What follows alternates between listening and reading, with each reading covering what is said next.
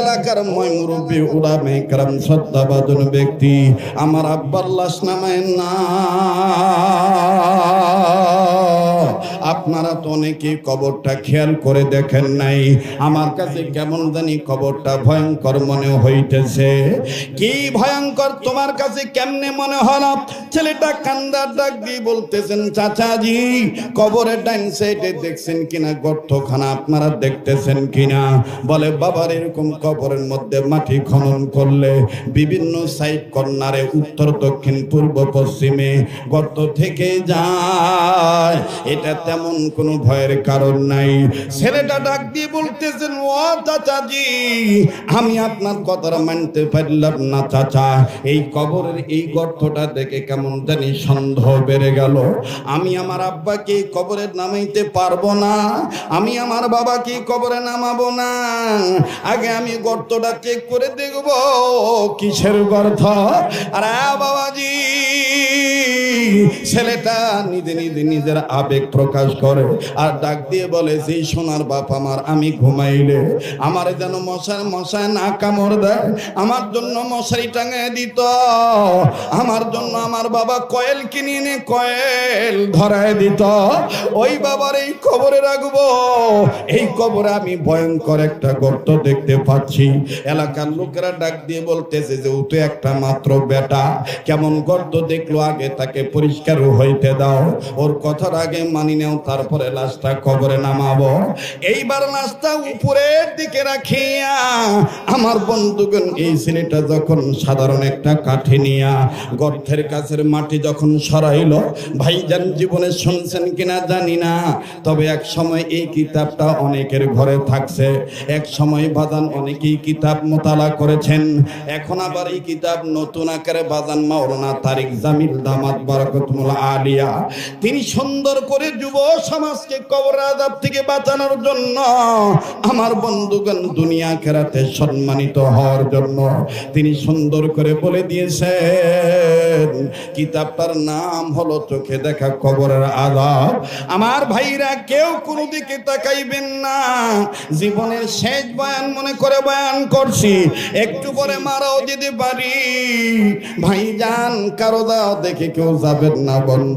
ছেলেটা খান্দার ডাক দিয়ে কয়, কাকা আমি আমার আব্বাকে কবরে নামানোর আগে আমি গর্তটাকে চেক করে দেব। এইবার বচ্চ মানুষ, অবাদান বালক ছেলে, নওজোয়ান যুবক সন্তান সাধারণ একটা কাঠি নিয়ে যখন কবরের সাইটের মাটিটা সরাইলো, গর্তের সাইটের মাটিটা সরাইলো, মাটিটা সরানোর সাথে সাথে আমার বন্ধুগণ বিষাক্ত একটা সাপ এমন ভাবে ফনা তুলে সামনের দিকে চলে আসলো, ছেলেটা একটা লাফ দিয়া বাজান কবর থেকে উঠে গেল। ছেলেটা ডাক দিয়ে কয়, কাকা আমার আব্বাকে আমি কবরে শোয়াইতে পারবো না।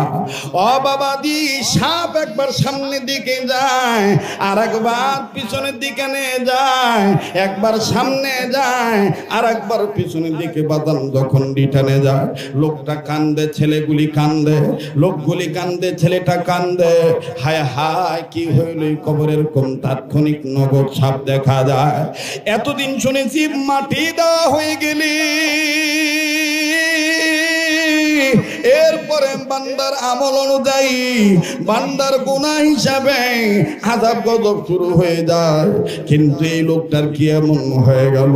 ছেলেটা ডাক দিয়ে কয়, কাকা গো আপনাদের হাতে ধরি পায়ে ধরি, আমার আব্বাকে আপনি কবরে নামাইবেন না, প্রয়োজন বোধে আমার আব্বা জানকে আর একটা কবর খনন করায় দেন, আর একটা কবরে রাখেন।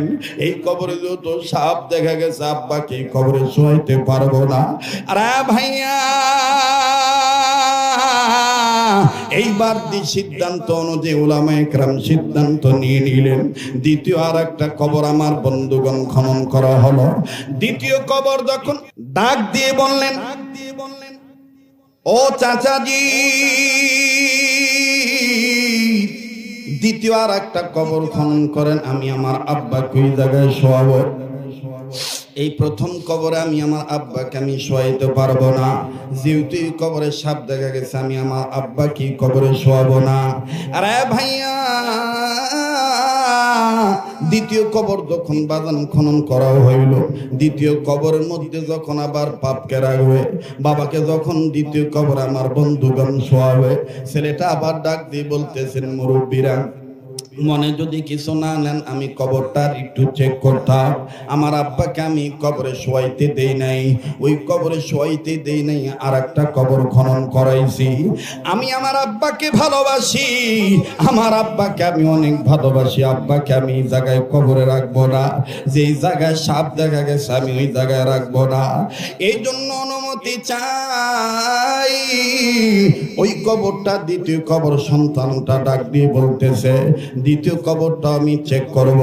এবার সন্তান, নিজের সন্তান, আমার বন্ধুগণ সন্তান, আমার বন্ধুগণ পুত্র সন্তান যখন দ্বিতীয় কবরটাও চেক করলো, নজর করে দেখতে পায় আগের কবরে একটা গর্ত ছিল, এখন দেখতেছে আমার বন্ধুগণ এই কবরে 2-3টা গর্ত দেখা যায়।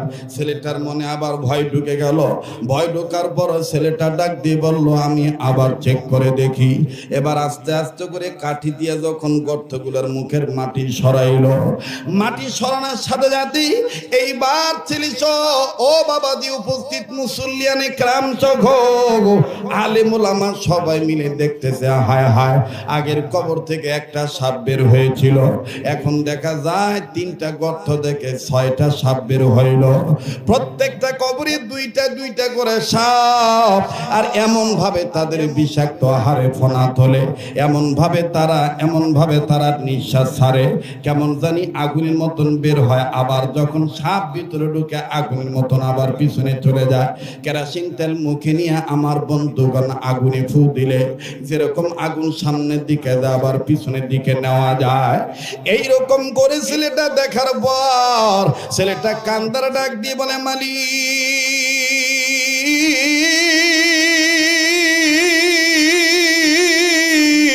ও আমার আল্লাহ, দেন না একটা ডাক, দেন না, মায়া লাগায় বলেন না আল্লাহ, আওয়াজ দিয়ে বলেন না আল্লাহ।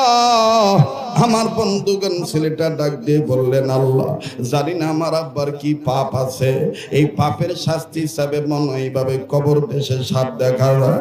আল্লাহ গো, আমি সন্তান হিসেবে বলতেছি আমার বাবাকে মাফ করে দেন।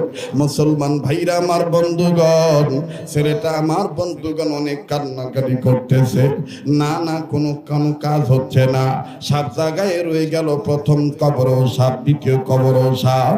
এইবার ছেলেটা তৃতীয়বার আবার রিকোয়েস্ট করে বলতেছে, চাচাজি হুজুরের পায়ে ধরে বলতেছি আপনার একটু সিদ্ধান্ত দেন, এই 2 কবরে আমার আব্বাকে শোয়াবো না, তৃতীয় আর একটা কবর খনন করেন। তৃতীয় আর একটা কবর খনন করালো বাজান, লম্বা কথা সংক্ষেপ করে দিলাম। তৃতীয় কবরটার মধ্যে বাজান একটা নয় 2টা নয়, প্রথম কবরে একটা গর্ত দেখে গেছে, দ্বিতীয় কবরে 3টা গর্ত, আর তৃতীয় কবরে বাজান দেখা যাইতেছে 5টা গর্ত। এই 5টা গর্তের মধ্যে সাপ আর বিচ্ছুতে ভরা। ছেলেটা ডাক দিয়ে বলে, না না না,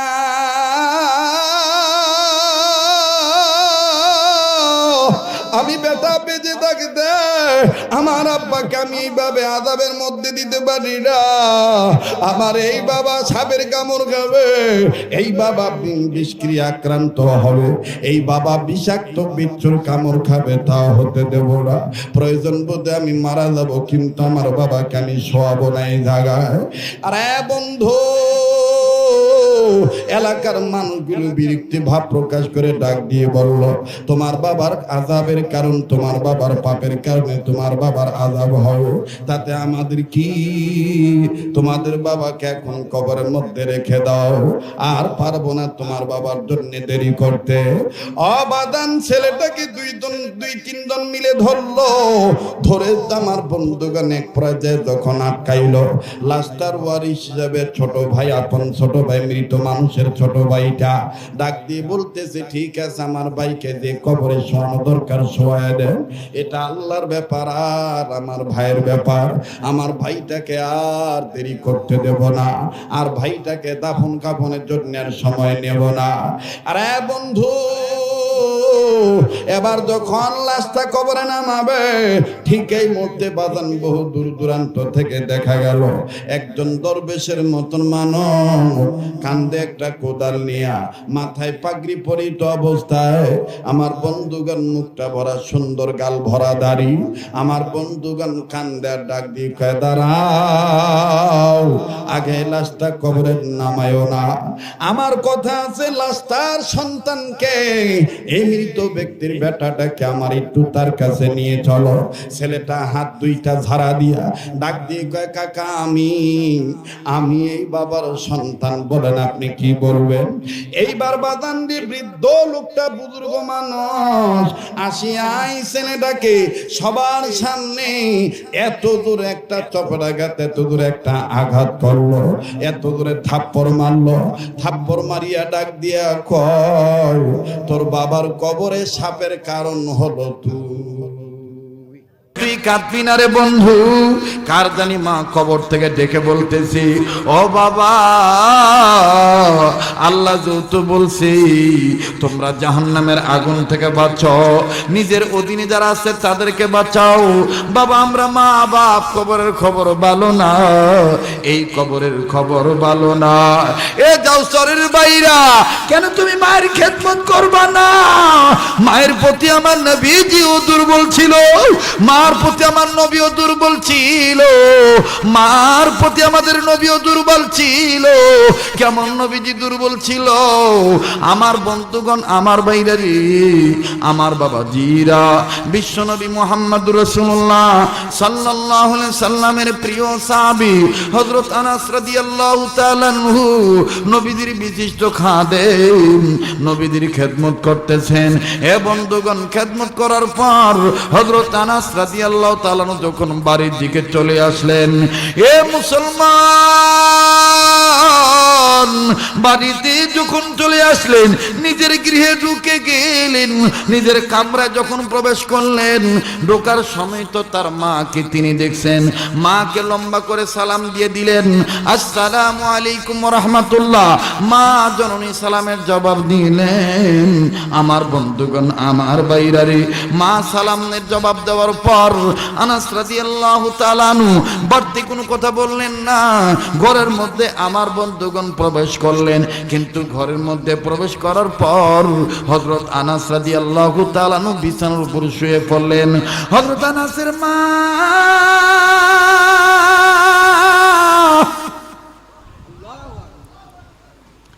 হযরত আনাসের মা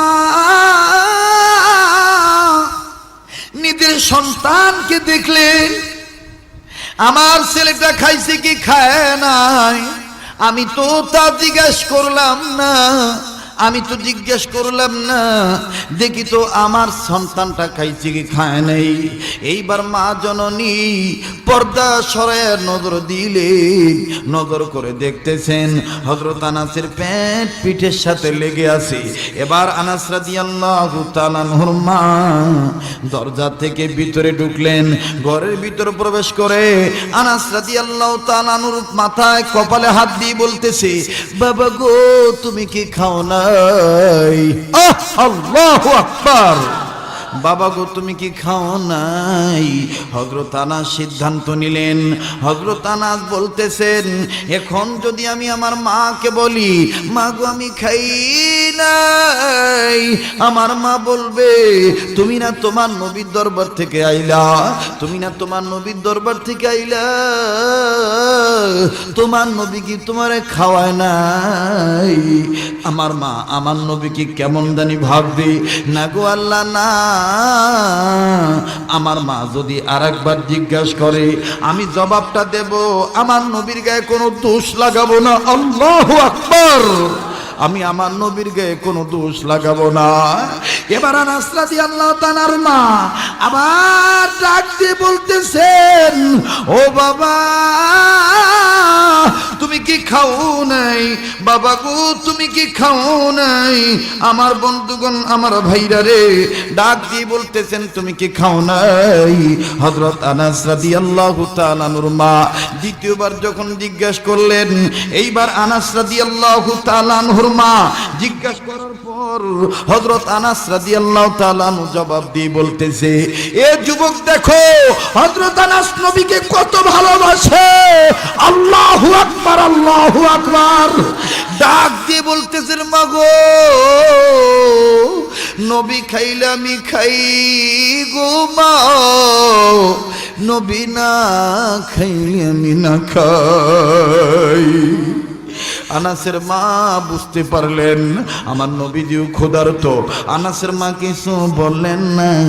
দ্বিতীয়বার আবার দ্বিতীয় দিন যখন হযরত আনাস নিজেই যখন ঘরের ভিতর প্রবেশ করলেন, আনাস রাদিয়াল্লাহু তাআলার মা প্রথম দিনের মতন দ্বিতীয় দিন আবার যখন আমার ভাইরা সন্তানকে যখন দেখতেছেন, নজর করে দেখতেছেন হযরত আনাস রাদিয়াল্লাহু তাআলার পেটের উপরে ছোট্ট ছোট্ট পাথর বেঁধে রাখছে।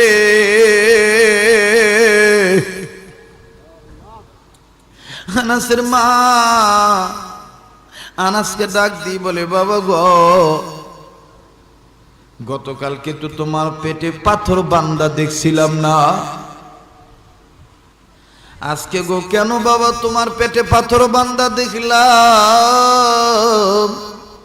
আনাস ডাক দিয়ে বলে, মা গো এই পাথর আমি এমনি বান্ধি নাই মা, আপনি জানেন না আমি যখন নবীজির দরবার থেকে নিজের বাড়িতে আসতেছিলাম, আমি নজর করে দেখছি আমার নবী মাথাটা নিচু করিয়া নিজেই নিজের পেটে কি জানি বানতেছিল। আমি একটু আগা গেলাম, আগা যায় নবীরে জিগাইলাম, ইয়া রাসূলুল্লাহ আপনি কি বানতেছেন? মাগো আমি দেখছি, তারপর নবীর জবান থেকে শুনলাম, আমি নজর করে দেখতেছিলাম গো মা,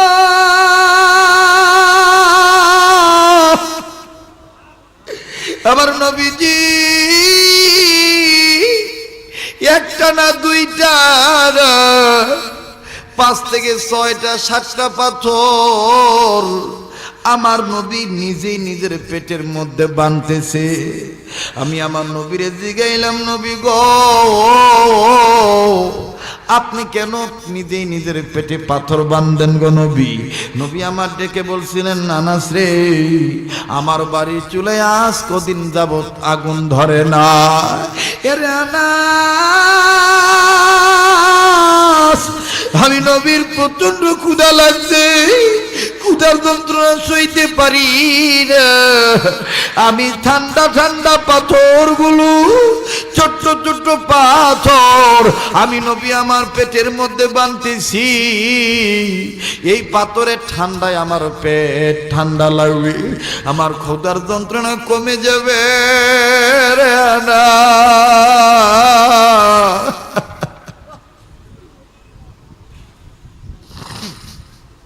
আমার ক্ষুধার যন্ত্রণা কমে যাবে।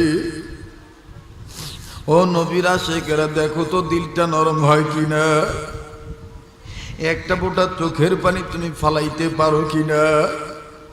নবীর প্রেম ছাড়া, নবীর ভালোবাসা ছাড়া কিন্তু তোমার ঈমান মজবুত হবে না, তুমি কিন্তু জাহান্নামের আগুন থেকে বাঁচতে পারবে না।